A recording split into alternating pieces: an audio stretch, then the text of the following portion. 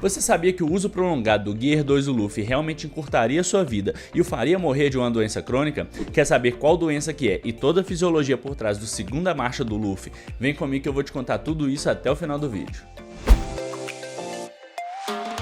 Fala Shonens, tudo bem com vocês? Meu nome é João Pedro Castelão, eu sou aluno de Medicina e eu faço parte do programa MAPS Interligas, que é Medicina Avançada na Prática do Esporte. Eu já tô aqui para te contar toda a fisiologia por trás do Gear 2 do Luffy, e você já sabe que sábado às 11 da manhã você tem um encontro marcado comigo para falar de ciência aplicada ao mundo geek.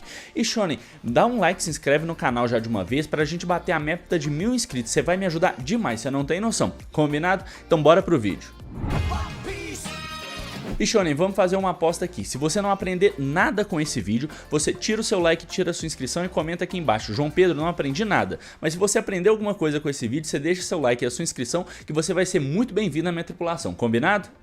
O Gear 2 do Luffy é uma técnica em que ele faz o sangue circular mais rápido, após um estímulo consciente, fazendo com que suas capacidades físicas como velocidade e força sejam drasticamente aumentadas, ficando vermelho, aumentando a sua temperatura e chegando até a soltar fumaça. No pré-time skip, ele precisava tomar uma posição específica e usar as suas panturrilhas para bombear o sangue. Já no pós-time skip, ele consegue iniciar o Gear 2 de qualquer membro, como ele mostra nessa cena com o pacifista. E Shonen, tem até um fundo de lógica em relação a esse poder, porque se você pensa se seu sangue circular mais rápido e levar mais nutrientes de maneira mais eficiente e mais rápida para o seu corpo e tiver mais nutrientes circulando, você realmente vai ficar mais forte e mais rápido. Só que pensa só, tem um problema intrínseco com esse raciocínio. Não é porque tem mais nutrientes circulando de uma maneira mais rápida que necessariamente suas capacidades físicas vão aumentar. Pensa só, depois de uma feijoada e de uma cervejinha, você fica mais parecido com o Luffy ou com o Homer Simpson de tarde? Exatamente esse que é o problema. Não adianta você aumentar a quantidade de nutrientes circulando se você não tiver uma resposta fisiológica hormonal para metabolizar aquele tanto de nutriente e conseguir tirar o máximo proveito possível para transformar aquele nutriente todo em abundância em trabalho. E é isso que a gente vai tentar desvendar com esse vídeo, quais mecanismos fisiológicos o Luffy precisaria para aproveitar ao máximo as suas capacidades físicas, visto que ele consegue aumentar muito a quantidade de nutrientes circulantes. Mas para isso ele também precisaria aumentar mecanismos fisiológicos contra-reguladores para conseguir aproveitar 100% desses nutrientes. Então vamos tentar resolver esse problema do Luffy conjecturando o que ele precisaria ter de modificação fisiológica para aproveitar 100% do Gear 2. Primeiramente, para dar o pontapé inicial no Gear 2, ele precisaria de um forte estímulo do sistema nervoso simpático, que é responsável pela reação de luta ou fuga.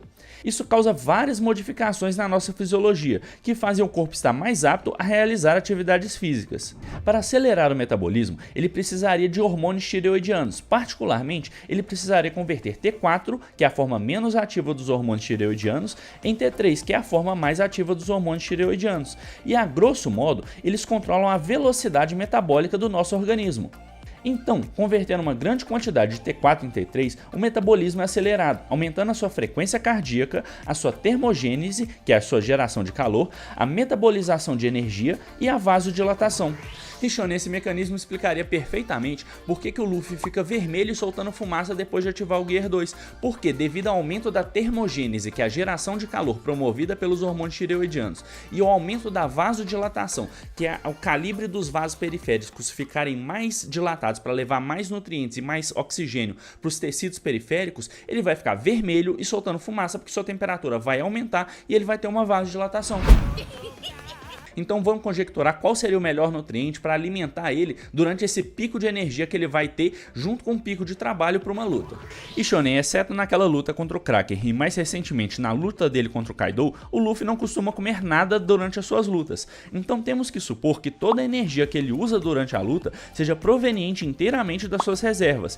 E ele tem muitas reservas, visto o tanto que ele come. Então qual tipo de nutriente daria a maior explosão de energia súbita para ele usar em uma luta?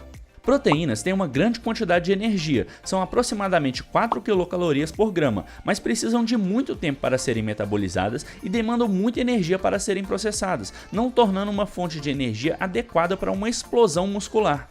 Já as gorduras têm a maior densidade calórica entre os alimentos, cerca de 9 quilocalorias por grama, mas seu processamento também é muito lento e não serviria como fonte imediata de energia, principalmente em uma luta. Também tem o fato de que os ácidos graxos não podem passar pela barreira hematoencefálica, que é uma barreira que protege o cérebro, então seu sistema nervoso central não conseguiria usar essa fonte de energia, o que deixaria seus reflexos muito lentos e traria prejuízos enormes em uma luta. Cristiano, a última opção que resta, e a melhor na minha opinião, são os carboidratos.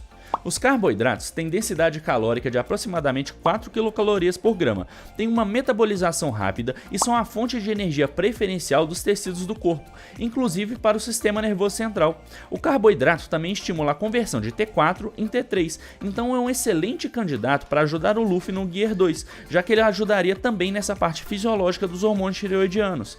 Eles também têm uma reserva natural no fígado na forma de glicogênio, que é liberado quando temos um estímulo do sistema nervoso simpático, quando fazemos atividade física, por exemplo. Então seria fácil o Luffy usar essa reserva natural do corpo para obter mais energia durante a luta, mas ainda assim precisaria de outros hormônios para conseguir metabolizar toda essa energia de uma vez. E o principal hormônio para ajudar ele nisso seria a insulina, que é o hormônio responsável por colocar a glicose para dentro das células musculares. Então, quando ele liberasse grandes quantidades dos estoques hepáticos de glicogênio, também liberaria uma grande quantidade de insulina para conseguir processar tanta energia. Aí, João Pedro, você tá viajando, como é que ele ia ativar isso tudo de uma vez? Ótima pergunta, Shone. Lembra no início do vídeo que eu te falei que ele precisaria de um forte estímulo do sistema nervoso simpático? Pois é, quando nós temos ativação do nosso sistema simpático, isso tudo já ocorre naturalmente no nosso corpo de uma maneira automatizada, então ele não precisaria pensar para ativar cada um desses processos. Seria como um dominó, seria só ele derrubar o primeiro dominó que, por efeito, toda essa cascata já ia ser ativada naturalmente. E nessa cascata, o coração bateria mais rápido para bombear o sangue, você teria uma grande conversão de T4 em T3 devido ao estímulo dos receptores beta-adrenérgicos, e esse estímulo faz com que o fígado libere quantidades maciças de glicose e hemácias para nutrir o corpo, preparando para uma reação de luta ou fuga. Claro que essa reação seria muito potencializada no Gear 2 do Luffy. Mas Shonen, se ele fizesse isso com muita frequência, ele poderia desenvolver uma doença crônica que realmente encurtaria sua vida demais, que é a diabetes. Sim, a diabetes, acredita? A diabetes nada mais é do que uma doença crônica em que seu corpo tem dificuldade de colocar glicose para dentro da célula, porque a célula começa a gerar uma resistência à ação da insulina, que é o hormônio responsável por colocar glicose para dentro das células musculares principalmente. Então, com essa resistência à insulina, mais glicose fica barrada no sangue e não consegue entrar para dentro da célula muscular. A célula muscular começa a morrer de inanição porque ela não vai ter tanto alimento assim, ela vai ter que se alimentar de outras coisas como proteínas e gorduras que não é tão eficiente para ela, e essa glicose circulando no sangue causa vários prejuízos, por exemplo, danos vasculares periféricos, dano nos olhos, ele poderia ficar cego, ter prejuízo renal e vários outros prejuízos por causa dessa hiperglicemia. Mas, João Pedro, como é que o corpo ficaria resistente à ação da insulina? Ótima pergunta, Shone. Eu vou explicar um muito básico aqui, porque obviamente é um mecanismo muito mais complexo, mas só para você entender. Quando você tem picos de insulina muito frequentes no seu corpo libera uma outra proteína que chama SOX3, que é a proteína supressora do fator de citocinas 3, que faz a contrarregulação da insulina. Ela causa uma resistência pequena para a insulina não fazer o papel todo de uma vez.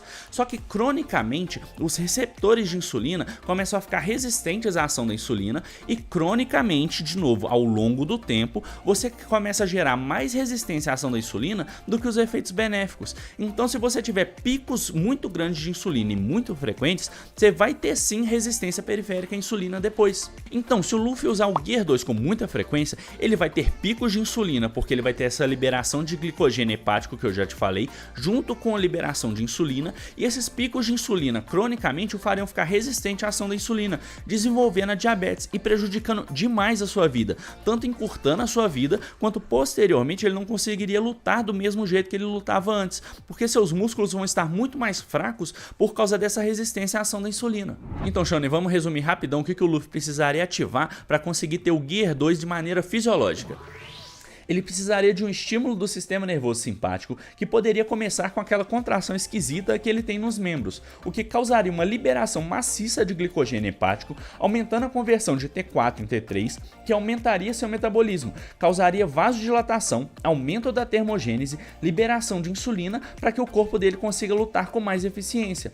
Mas se ele fizesse isso com muita frequência, ele acabaria desenvolvendo resistência à ação da insulina e poderia ficar diabético e encurtar demais a sua vida devido a essa doença crônico-degenerativa e todos esses danos que eu já te falei. E Shonen, só lembrando, isso não é um mecanismo que acontece exclusivamente com o Luffy no Gear 2, então se na maneira e na ingestão de carboidrato você também não ficar diabético, combinado? Fala sério, Shonen, você aprendeu ou não aprendeu alguma coisa com esse vídeo? Ele já merece seu like e sua inscrição, não é? Mas se você quiser me ajudar mesmo, compartilha ele com um amigo seu que também é fã de One Piece pra gente bater a meta de 1000 inscritos. Isso me ajudaria demais, você não tem noção. Vocês sabem que eu adoro trazer esse tipo de conteúdo pra vocês e o seu apoio pra mim nesse início é essencial. Eu espero de coração que você tenha gostado de assistir esse vídeo. Um abraço e até a próxima.